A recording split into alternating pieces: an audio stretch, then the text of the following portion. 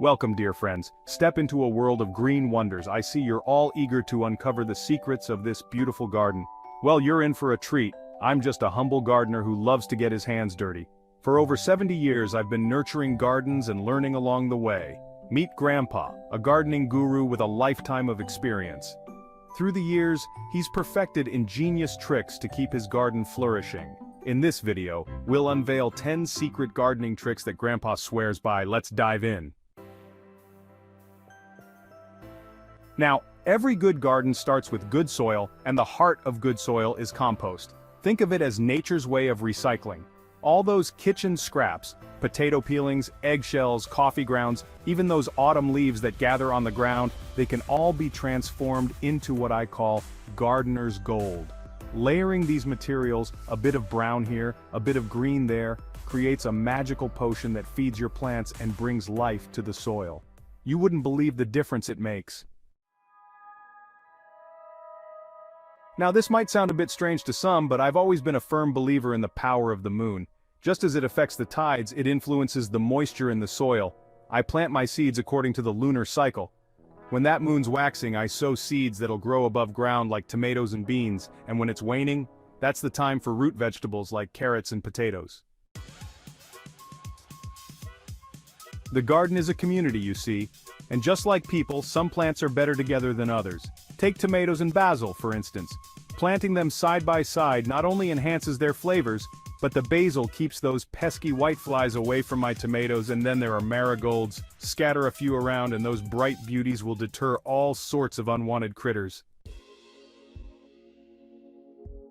Watering seems simple enough, doesn't it? But there's a knack to it.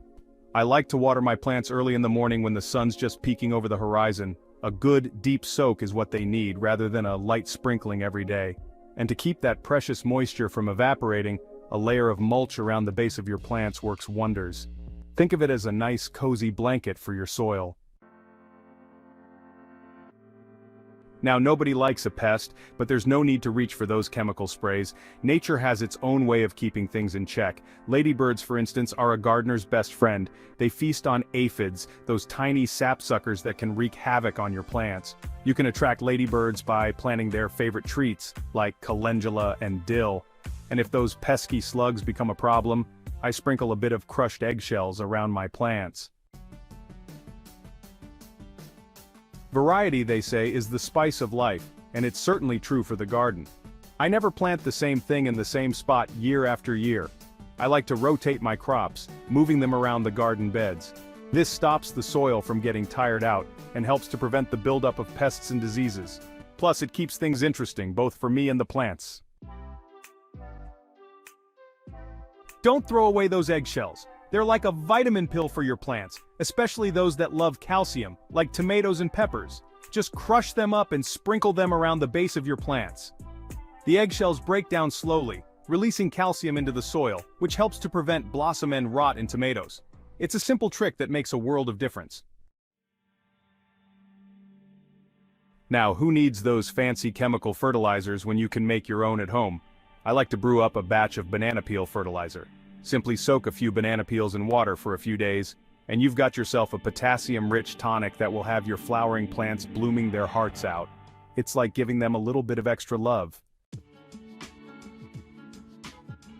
Those tiny seedlings, they're like little babies, and they need a bit of extra care, especially when it comes to the sun. When they're first starting out, I like to give them a bit of shade during the hottest part of the day. A simple piece of cloth or even an old umbrella will do the trick. Just think of it as giving them a little bit of time to adjust to the big, wide world. For me, the greatest joy of gardening is sharing the fruits of my labor. There's nothing quite like handing a basket of freshly picked tomatoes to a neighbor or swapping some homegrown zucchini for a jar of homemade jam. Gardening is a wonderful way to connect with your community and share the bounty of nature. Remember, a garden is always better when it's shared. Well, there you have it. Those are my 10 little secrets for a thriving garden. Remember, gardening is a journey, not a race. Take your time, enjoy the process, and don't be afraid to experiment. Every garden is unique, just like every gardener. Now go on, get your hands dirty and create something beautiful.